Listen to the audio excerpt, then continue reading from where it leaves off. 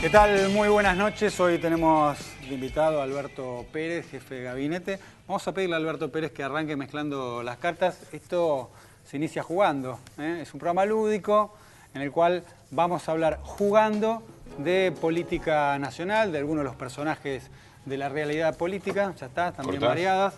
Voy a cortar, sabe, ¿eh? Ya el tipo me dijo, cortás. ¿Jugás el truco? Sí. Sí. ¿Gran jugador? No. Bueno, está con la autoestima altísima. Vamos a ver cómo le va en esta disputa. Bueno, arrancamos con la primera manito con Alberto Pérez, ¿eh? Dale. A mí me toca Gabriel Mariotto, vicegobernador. Ahora está bien con Scioli, ¿eh? Y Ricardo Alfonsín. A ver, ¿quién gana? Mariotto. Mariotto.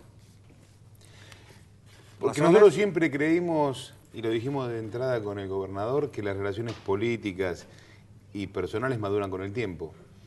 Y Daniel, cuando decía esto hace un año, ponía su propia experiencia con Néstor Kirchner. Al principio hubieron algunos chispazos, cortocircuitos, y después se pudo acomodar la relación política y personal y terminó siendo Daniel Scioli un vicepresidente ejemplar. Y un binomio, el de Néstor Kirchner con Daniel Scioli, ejemplar para la política argentina. 4 años y medio muy difíciles para el país, porque veníamos de lo que había pasado en el 2002.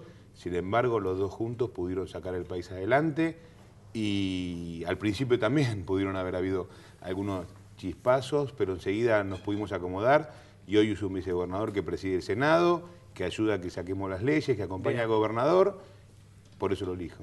Bien, él lo acomodó así. Yo voy a dejarlo así para que quede claro que gané yo. Le voy ganando 1-0 a Alberto Pérez, jefe de gabinete de Daniel Scioli. Vamos a hacer la presentación formal de este programa.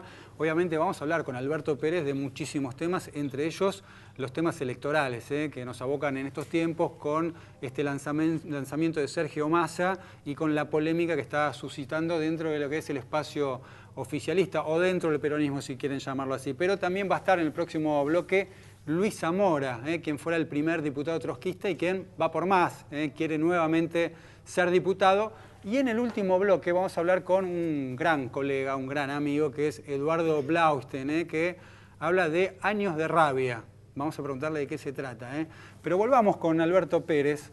Hay una disputa allí con Sergio Massa dura. Ha empezado a salir un grupo de intendentes de la provincia de Buenos Aires diciendo que Scioli los discrimina. El propio Sergio Massa ha dicho que los discrimina.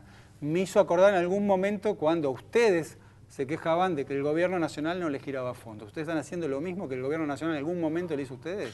No, ni ellos dijeron que lo discriminamos, ni nosotros jamás dijimos que nos haya discriminado el gobierno. Ellos dijeron que estaban ahorrando, que tenían ahorros en sus cuentas bancarias estos municipios por las dudas que si el gobierno nacional o provincial no le iba a girar fondos castigándolos ahora. La palabra discrimina salió de boca de ellos. Por eso, que por si los discriminaban. Y yo salí rápidamente a decirle, primero que si estaban ahorrando por eso, que gasten, porque el gobierno nacional y provincial jamás lo va a discriminar. El gobernador Scioli ha sido equitativo con los municipios radicales, vecinalistas, opositores y oficialistas. Siempre. Lo dijeron estos días el intendente de Gorosito, que es un radical de Saladillo, el intendente de Pringles, que también es radical, y por supuesto vecinalistas y de Frente para la Victoria. Y además les dije, el ahorro que tienen, digan toda la verdad, lo tienen por las políticas de descentralización del gobierno de Scioli, que hizo crecer 290% en 5 años las transferencias a los municipios, y además no se jacten de tener ahorros en el banco, porque las deudas sociales de Tigre, por ejemplo, son muy altas, en política de prevención municipal de la salud, en retretes por habitante, en agua potable en algunos sectores de la población. Así que un buen municipio, un buen intendente tiene que ser austero en los gastos, pero tiene que invertir en políticas sociales para que los índices, pese a ser un municipio mucho más favorecido que otros, tenga índices desfavorables, hasta comparándolo con Quilmes, no solamente con los municipios ricos del norte del conurbano. Ahora, Pérez, ahora que Scioli se ha vuelto más kirchnerista que la Cámpora, ¿sí? ¿Cómo puede ser que hasta hace 10 minutos atrás estaban sentados con Massa y de Narváez tratando de hacer un acuerdo electoral? Es que nunca existió eso, porque ustedes... Lo dijo Joaquín de la Torre, que Pérez armó una lista con nombre, apellido... Diga que lo dijo Joaquín de la Torre. Primero, sí, Joaquín de la Torre tiene una lista que la muestre. Segundo, falta la verdad. Y tercero, Scioli conversa con todos los intendentes, muchísimo más con los que pertenecían hasta 10 minutos antes del cierre al Frente para la Victoria, sí, y muchísimo más con un intendente que él conoce hace mucho tiempo como Massa y que es intendente del municipio donde él vive. Que hayamos conversado y escuchado lo que ellos decían es una cosa. Usted ponga en un mismo nivel de estatus mi palabra que la de la Torre, pero ponga en un nivel superior algo. ¿Cómo terminó esto? Con Daniel Scioli, como en el 2003, en el 2005, en el 2007, en el 2009, 2011 y ahora otra vez, acompañando a Néstor Kirchner, ahora a Cristina Kirchner, a este proyecto nacional, como lo acompaña la Cámpora. Daniel no es ni más ni menos que el hombre que acompañó a Néstor en el 2003, que lo volvió a acompañar en el 2007 cuando le pidió que vayamos a la provincia de Buenos Aires cuando estábamos en una construcción en la ciudad de Buenos Aires. Vamos a hablar de hechos concretos. Ahí, la Juan Domingo es una agrupación sciolista, ¿estamos de acuerdo? Sí. Bueno, la Juan Domingo hasta hace un mes atrás decía que iba a apoyar a Francisco de Narváez. ¿Y usted escuchó lo que dije yo? Que si bien ellos decían que apoyaban para el 2015 a gobernador, yo le dije, no, si acompañan al gobernador, acompáñenlo para el 2015 si quieren, pero acompáñenlo a la decisión electoral que tomó que seguir acompañando el Frente para la Victoria. Lo dije un mes antes del cierre de lista, porque la decisión del gobernador, como ha sido siempre, y me acuerdo que dije, lo digo como jefe de gabinete y como principal operador político de Scioli, la decisión estratégica del gobernador, como ha sido siempre, es acompañar al gobierno. Por ende, si quieren acompañar al gobernador, acompáñenlo en esa decisión. ¿Y sabe qué hicieron? Lo acompañaron. Bueno, pero hablan de la Juan Domingo como si fueran, no fueran ustedes, son ustedes mismos los que decían eso, a través de la Juan Domingo. Algunos compañeros de la Juan Domingo que tenían esa posición, que después la revirtieron y que ahora acompañan la decisión del gobernador. Bueno, hablando de compañeros, dentro del espacio justicialista se van acomodando algunos melones. La semana pasada Eduardo Amadeo decía una cosa, hoy terminó al lado de Sergio Massa apoyando esa candidatura. Amadeo era uno de los candidatos por otro espacio, el espacio de Rodríguez en la provincia de Buenos Aires. Dejó de serlo, se alineó con Massa. Pero escuchen lo que decía en este mismo programa hace nada más y nada menos que una semana. Le pregunto a Amadeo en provincia de Buenos Aires. Primero le pregunto por qué no fue con Massa, si es que había alguna chance. Bueno, así es la vida, digamos. A veces se arregla, a veces no se acuerda. Y la otra es, ¿por qué el peronismo no disputa en las PASO, que son las primarias, entre peronistas? Quiero decir, tenemos a Sergio Massa por un lado, tenemos a Eduardo Amadeo por otro, tenemos a Francisco de Narváez por otro y tenemos a Martín Insaurralde por el Frente para la Victoria por otro sector. Bueno, porque representamos diversos espacios. Yo no quiero competir en el mismo espacio con Martín Insaurralde porque me siento definitivamente un opositor al kirchnerismo y por lo tanto no quiero formar parte de ese mismo espacio al cual aspiro que desaparezca de la vida política argentina. Por lo tanto, si compito ahí adentro, estoy diciendo quiero formar parte del espacio del kirchnerismo. Y bueno, a ver, esto se disputa en las elecciones y si ganás, quedás, digamos, como cabeza del espacio peronista y todos tienen que encolumnarse. Hay un viejo axioma dentro del peronismo, ¿no? Sí, pero el que gana y de los que pierden. Ojalá en algún momento tengamos un partido que permita eso. Pero el problema es que el kirchnerismo tampoco quiere que nosotros compitamos, porque en la esencia del kirchnerismo está la exclusión. O sea, están los neoliberales de los 90, los blancos, los negros, etc. Y por lo tanto ellos no quisieran que nosotros compitiéramos en el mismo espacio, porque sienten como que no tenemos derecho a formar parte del modelo nacional y popular, ¿no? Eduardo Amadeo, Eduardo Amadeo diciendo que no iba a jugar por Massa porque no terminó de arreglar, digamos. Evidentemente en esta semana terminó de arreglar. Lo arreglaron. Pero habla del kirchnerismo como un espacio que excluye. ¿Es así? No, incluyó a 5 millones de argentinos a través de la creación de empleo, incluyó a millones de jubilados con los beneficios jubilatorios, incluyó a muchos chicos a través del programa universal, la asignación universal por niñez. Bueno, pero más al speech. Yo sé el speech, sé todo el decálogo de las bondades del kirchnerismo. Estamos hablando mucho más en campaña, porque esto es democrático. ¿Qué hacen los que gobiernan, y todos, pero sobre todo los que gobiernan en campaña? Le dicen a la sociedad lo que hicieron los últimos años gobernando para que tenga legitimidad las propuestas que van a hacer. Lo que nosotros proponemos, que es seguir incluyendo a los argentinos, seguir trabajando por la seguridad, seguir trabajando por la industria nacional, seguir trabajando para que haya obra pública y mejores servicios en Argentina, está avalado por lo que hicimos los últimos 10 años en el país y los últimos 5 años en la provincia. Entonces, si creamos 5 millones de puestos de trabajo, si creamos la asignación universal por niñez, si incluimos a miles de jubilados, si ayer la presidenta volvió a anunciar un aumento de los jubilados que lo va a llevar a más del 30% en el 2013, si tenemos el índice de desocupación más bajo de la historia en la provincia de Buenos Aires, ¿cómo no lo vamos a decir? Si eso es lo que se tiene que discutir en campaña. Y los opositores dirán que es insuficiente eso y que hay que hacer más, y nosotros diremos que tenemos legitimidad para proponer más y para decir que somos los más capacitados para hacer lo que falta, porque pudimos hacer lo que hicimos en estos años previos. ¿Fue Alberto Pérez el que dijo que Massa es un Salieri de Scioli? Sí. Sí, o sea, porque está diciendo que es lo mismo. No, usted sabe lo que es Salieri, porque hoy escribí una nota inclusive plagiándome, diciendo los Salieris de Groucho Marx. Pero no, yo le dije que era un Salieri. Salieri era un hombre talentoso, sí, pero que vivió obsesionado porque había alguien más talentoso que él. Y cuando uno escucha el discurso, no lo que hace lamentablemente, pero el discurso de Massa es una imitación, una fotocopia. Cuando ustedes critican la falta de cloacas en Tigre, ¿no es una suerte de, no diría autocrítica, sino sacarse el problema encima? ¿No es una responsabilidad de la propia provincia de Buenos Aires? Sí, hablando de cartas, si la principal carta de presentación de Massa es el modelo Tigre, y uno cuestiona algunas cosas que faltan y que son responsabilidad municipal, porque nosotros hablamos de las cosas de responsabilidad municipal. Sí.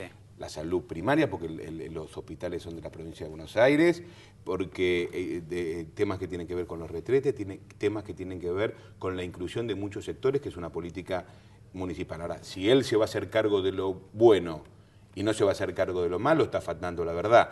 Si él se dice un intendente exitoso y no dice que los éxitos que tiene los comparte, además de su gestión, que está bien que la defienda, porque la política nacional que se hicieron en educación, en salud, en integración, beneficiaron a Tigre. Y si no dice que el gobernador le dio, el promedio provincial de descentralización de fondos fue 260, en Tigre fue 292%. O sea, él recibió casi 3 veces más en 5 años de coparticipación. Yo creo que las verdades son las que se dicen íntegras, enteras. Ahora, si de lo bueno a lo cual lo ayudamos nosotros y el Gobierno Nacional se lo adjudica él solo y lo malo dice que no es de él, no hace lo que hace Scioli, que se hace cargo de lo bueno que hizo, se hace cargo de lo que falta, inclusive se hace cargo de lo que no pudimos hacer. Bien, vamos a cerrar esta partida, 1-0 voy ganando. Eligió Mariotto Pérez, pero voy ganando. Con convicción. Me toca Máximo Kirchner a mí y le toca a Alberto Pérez a Jorge Altamira. Y Máximo Kirchner en lo personal, yo no lo conozco, pero creo que ha elegido formar una familia, ha sido padre hace pocos días y creo que como también padre Nobel, yo... No por la política, sino por la familia. No lo conozco, no lo conozco, pero alguien, rescato de eso personal. ¿El kirchnerismo lo deja votar otra cosa? No me dicen lo que tengo que votar. No voto por convicción. ¿Con Zanini no le dijo nada de lo que tiene que decir cuando se reunió aquella vez? Nosotros, por suerte, decimos lo que sentimos y lo que sentimos es lo que se viene haciendo en Argentina y en el país. Yo no quiero que quede zapatero Alberto Pérez, vamos a darle una chance. Por ahí no la vota. Estamos hablando de Gabriela Michetti. A ver, Victoria Donda. Quiero ver qué vota Alberto Pérez. Voy a también ir a lo personal, porque también importa lo político. Yo la conozco hace muchos años, fuimos compañeros de estudio, los dos nos recibimos de licenciado en Ciencias Políticas en la Universidad de El Salvador. Fuimos diputados juntos, yo por el Frente para la Victoria y ella por el PRO. Pero estamos hablando de Michetti, ¿no? De Michetti, sí. Tenemos una... Sí, Victoria me parece que es más joven, bastante más joven que nosotros. No pregunto la edad. Sí, es más joven. Yo le pido que no diga nosotros, me está incluyendo. No, nosotros con Gabriela. Muy bien. Y con usted también. La conozco hace mucho, estudiamos juntos, fuimos diputados juntos, es una buena persona, más allá de que yo no coincida. Es más, inclusive creo que en lo ideológico estoy más cerca de Donda, pero no la conozco y a Gabriela sí tengo estima. 3-0, una paliza. Bueno, espero que le vaya mejor en las urnas, ¿no? Acá no le fue muy bien. En el azar no suelo tener suerte. Cuando tenemos que defender lo que hicimos con convicción, con racionalidad, con voluntad, ahí nos va bien. Bien, vamos a tener otra oportunidad para charlar. Nos quedaron muchos temas afuera. 2015, el interés de Scioli de ser presidente, etcétera, etcétera. Cuando me dé la revancha. Le vamos a dar la revancha. 3-0, Gracias, Alberto Pérez, por venir. Nosotros nos vamos un cortecito y volvemos con Luis Zamora, que quiere volver al Congreso de la Nación.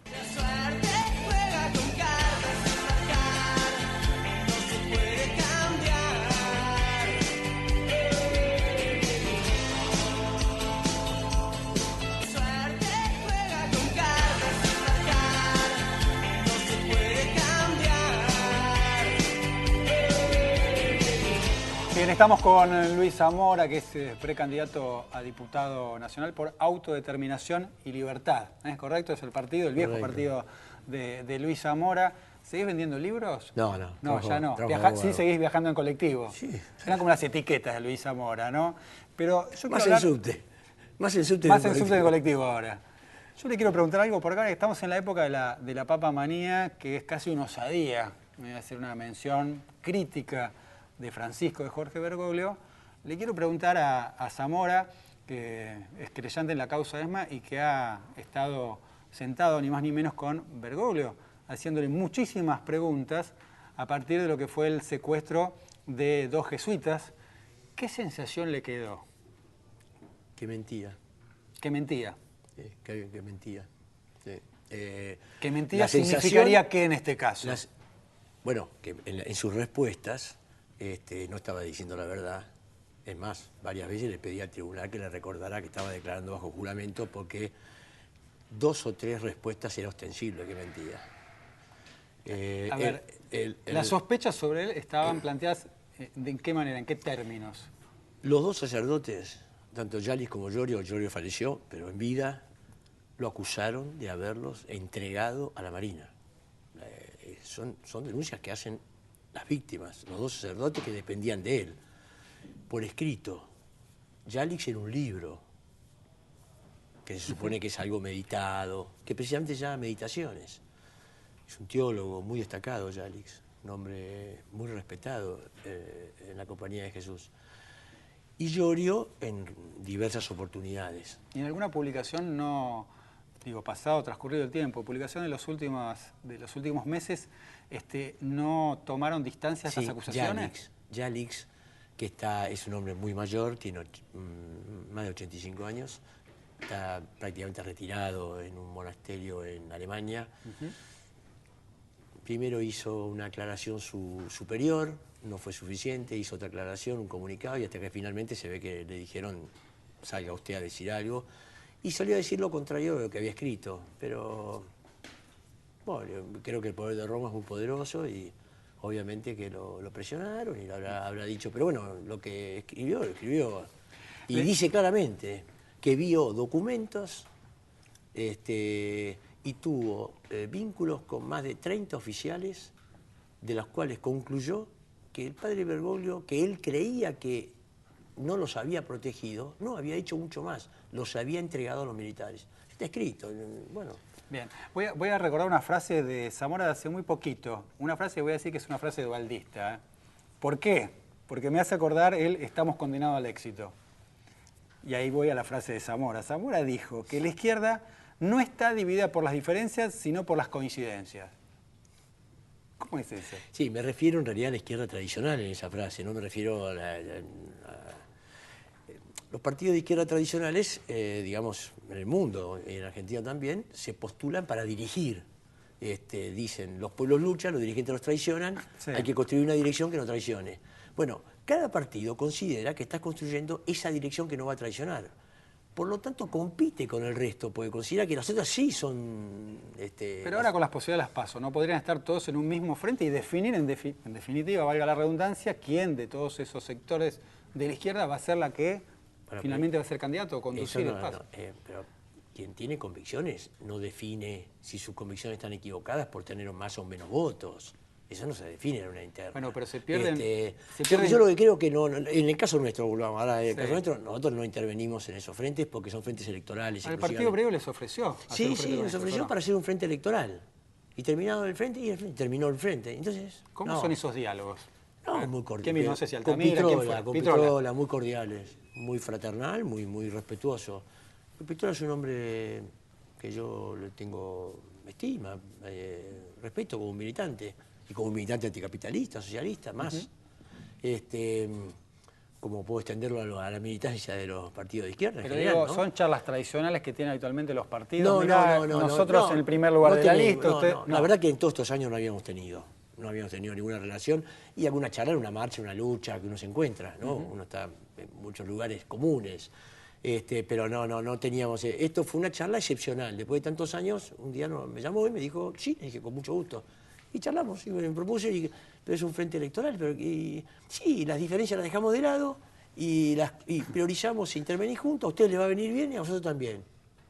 No, le dije, pero no, justamente las diferencias no hay que dejarlas de lado, hay que ponerlas y ver si podemos ir coincidiendo, no para que a mí me sirva y a ustedes les sirva, no son cosas personales ni partidarias, es ver si podemos construir una herramienta que pueda enfrentar el desafío de superar tanto poder económico y político y militar y represivo que tenemos que enfrentar. A ver, las últimas veces... bueno, ellos tienen un frente electoral y termina el frente, las elecciones y bueno, se critican todo el año. Un tema recurrente. No, esa cosa no. Un tema recurrente que hablamos con Zamora cada vez que nos encontramos, que no son muchas, hace bastante que no lo veía, es el tema del que se vayan todos. Si dejó alguna enseñanza, si hay alguna réplica de lo que es el que se vayan todos. Y me vino a la memoria aquellas discusiones con los indignados. No sé si se puede hacer algún paralelo. Sí, me parece que nos parece, Nayeli, que es un fenómeno mundial y la crisis de representación. Lo que se dio en el 2001 acá fue mostrar una brecha enorme entre quien se postula como representante del pueblo, pero es representante del poder económico, son los partidos tradicionales, el gobierno nacional, y el amontonamiento que está enfrente. Sí. Y esto ocurre en Brasil, ocurre en Italia, ocurre con los indignados, ocurre en Estados Unidos, lo ocupa Wall Street. Son todas expresiones de búsquedas de construcción desde abajo, viendo que arriba cada vez está más lejos y cada vez más enfrente. Entonces, ahora, ¿se puede transformar la realidad sin un conductor o alguien que aglutine a ese grupo o a ese colectivo de indignados? Hay que explorar eso, justamente. ¿Y quién es? No, justamente, sin conductor. Ah, sin conductor. Sí. Parecería ser que lo que tenemos que empezar a buscar como pueblos no es alguien que nos dirija, sino alguien a quien dirijamos. A ver, lo pregunto por en escala. Voy a un ejemplo muy concreto. En alguna discusión asamblearia probablemente se pueda frenar el enrejado de alguna plaza, ¿no? Que aún se mantiene este tipo de discusiones. Sí. Ahora, hemos intentado al macrismo pararle varias de esas. Hay ejemplos muy concretos. Sí. Ahora, cuando digo en gran escala es modificar medidas concretas de un país, ya no una plaza. ¿Se puede hacer con un movimiento de indignados? Bueno, el movimiento de indignados, como el movimiento del 2001 acá, o lo que pasa en Brasil, o en Egipto, en todo el mundo árabe, hay algo allí. Pero volvieron todos, entonces, acá, Era el que se vayan todos, pero volvieron todos. No, bueno, pero ¿quién dijo que está cerrado eso? Nadie volvió diciendo qué mal que estuvimos con los dirigentes políticos. La verdad que son dirigentes extraordinarios. ¿Los cacerolazos tienen que ver con lo que fue el 2001 o no? Voy a esto, digo, mire, acuerdo Chevron y PF. Sí. Nosotros lo hemos repudiado hace tiempo, cuestionamos justamente que poner la bandera de la soberanía en la expropiación a Repsol era equivocado porque expropiar a Repsol no implicaba un camino soberano después. Y anticipamos que iba a haber, ya había relaciones con la Total, con la Texaco, bueno, con la Chevron. Y cuando se hace el acuerdo, bueno, también adelantamos el tema del gas no convencional, porque habíamos estudiado el tema y sabíamos que el poder económico en Argentina y el gobierno estaba estudiando eso. Sacaba la soja, gas no convencional, sacaba gas, a ver qué otro podemos saquear. Sí. Qué otro, bueno. Entonces, hoy en día está planteado eso. Hay una discusión. La presidenta ha tenido argumentos, hay, bueno, gente que sale a los medios a defender que el fracking y que no es contaminante, y que en Argentina 2.000 metros y que en otros lugares está 500, entonces es más peligroso, acá no. Nosotros creemos, nosotros y muchos que hemos salido a cuestionar, creemos tener argumentos sólidos. ¿Quién decide? ¿La presidenta con un decreto? ¿Le parece que algo a 30 años que se está señalando como algo muy grave y muy nocivo para el país lo puede decidir la presidenta con un decreto? Bueno, ¿por qué peleamos nosotros y podemos tomar los indignados y los pueblos en distintos lugares del mundo? Por decidir. ¿No se puede hacer un plebiscito? Un debate público nacional, argumento va, argumento viene, y el pueblo decide y se acabó. Bueno, no hay democracia directa. No hay mucha democracia directa acá. No, la quieren impedir. Al revés, cada vez más, ya no es ni representativa, ya es decretos. Entonces, bueno, le digo, los jueces, sí, claro que hay que democratizar el Poder Judicial. Bueno, ¿y por qué no lo votamos? 4 años, mandatos, se van.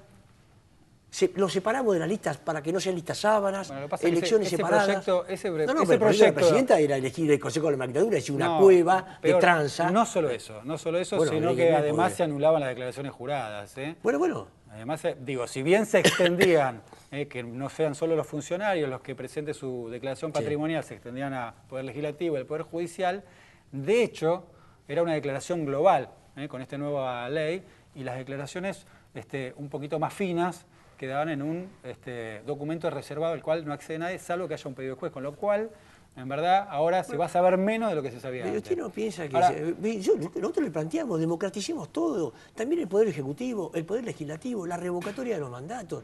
Democracia no es elegir y aguantar cualquier cosa, es elegir y sacar. A ver, me queda un minuto, me están diciendo. Yo quiero pedirle a Zamora que me diga los primeros proyectos, en caso de acceder al Congreso de la Nación, que presentaría. Nosotros, mire, yo fui diputado varias veces, así que le podría decir que reproduciríamos varios que hemos presentado. La economía está totalmente extranjerizada. Bueno, los resortes económicos, nosotros presentamos un proyecto, que lo presentamos y lo volveríamos a presentar, que la Argentina no puede, tiene que anular todos los tratados de protección de inversiones. La ley de inversiones extranjeras de Videla rige en la Argentina, la de Videla Martínez de Oz. Las inversiones, la 21382, nosotros pusimos a anularla. Todo el proyecto nacional y popular nos votó en contra. Ir al CIADI, propusimos retirarnos del CIADI, anular la ley por la cual Benem nos mandó al CIADI. Usted sabe que si tenemos un problema con una empresa extranjera, la empresa extranjera se va a quejar a un tribunal norteamericano, que es como ir a quejarse al gerente del CIADI. Ahora le hago una pregunta más difícil. Entonces, bueno, le digo, si nosotros, por ejemplo, proponemos el 82% para los jubilados, pero no es una medida electoralista. Nosotros lo proponemos porque creemos que si se suspenden los pagos de deuda, que hace 35 años que venimos peleando porque se suspenda y se deje de pagar esa deuda, se pagó 5 veces y debemos 3 veces más de lo original, tendríamos recursos para poder cumplir la deuda interna con los jubilados, por ejemplo. Le digo, esos son proyectos que ya hemos presentado. Cortita. Reproduciríamos. Le pido una buena medida del gobierno. Una sola. No, del gobierno, bueno, pero una qué fácil. Yo le digo, en estos años, conquistas democráticas, porque no se la adjudicaría al gobierno, pero la ley de matrimonio igualitario es para mí un orgullo del pueblo argentino haber logrado, y que sectores que podrían llamar la atención que la hayan aceptado, no solo la aceptaron, sino que yo creo que avanzaron en su conciencia democrática, no discriminatoria, en hacerse carne, en defender esa ley. Yo creo que es un orgullo. Bueno, por supuesto, yo estoy todos los días en los juicios contra los crímenes de lesa humanidad, y en esta etapa se han avanzado también en eso. Pero se los adjudico a la lucha extraordinaria de las madres, de las abuelas, de hijos, y de tantos y de la solidaridad del pueblo que acompaña esa lucha democrática. Bien, Luis Zamora, precandidato a diputado por Autodeterminación y Libertad, nos ha acompañado, le agradecemos la visita, lo vamos a citar nuevamente pronto para seguir hablando. Que tenga suerte en las elecciones. Gracias. Nos vamos a un cortecito y volvemos con un gran periodista, además un gran tipo, Eduardo Blaustein.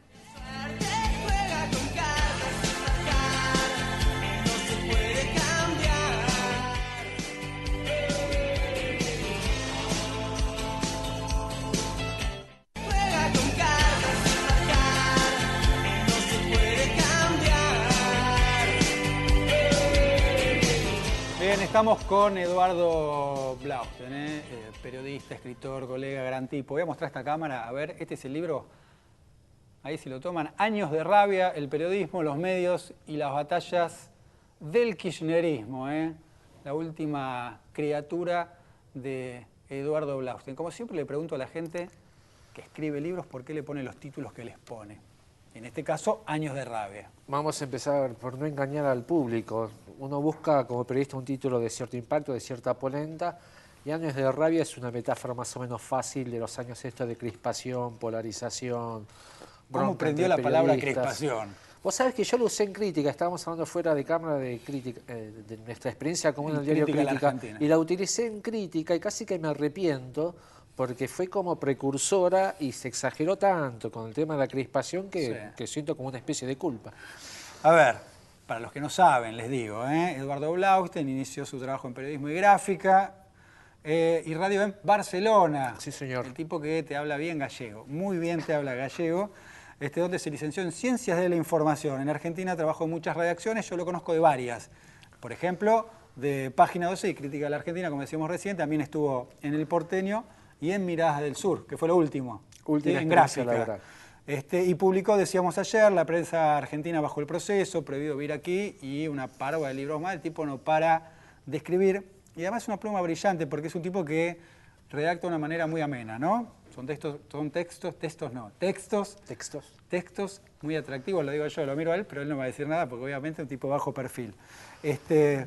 A ver, en este libro se habla mucho del rol de los periodistas, el laburo del periodismo, un lugar que no es tan fácil como se cree, un lugar que estaba como endiosado en algún momento y ahora es un manto de sospecha y ahora te pega a todo el mundo. Digamos, sí, pasamos de un extremo a otro. Y además ahora con las redes sociales, con el Twitter, cualquiera te destroza en 2 segundos. Con mucha canibalada, ¿no? Sí, periodismo, medios, que son 2 cosas diferentes. El lugar nuestro que suele ser bastante más precario y más sometido a presiones de lo que la gente suele creer. Y básicamente tratando de hacer lo que me haces vos en tus programas desde que nos dejamos de ver, que es tratar de ganar cierto margen de autonomía respecto de los blancos y los negros, ¿no? Yo tengo mi corazoncito, mi simpatía más o menos cerca del gobierno, otras cosas me cansan, me crispan, me irritan, tengo mi corazoncito ahí, pero también trato de ganar un grado de autonomía tanto del discurso kirchnerista como de la comunicación kirchnerista como del discurso Ahora, qué difícil, porque yo sabía, y lo has dicho en otros lados, manifestar dónde está tu corazoncito. Ahora, inmediatamente vos decís esto en un espacio público, te pagan, sos un tipo pago, seguro tenés guita del gobierno, esto lo defendés por eso. Si no podés coincidir con algún aspecto del gobierno, con mucho, con poco, pero no podés.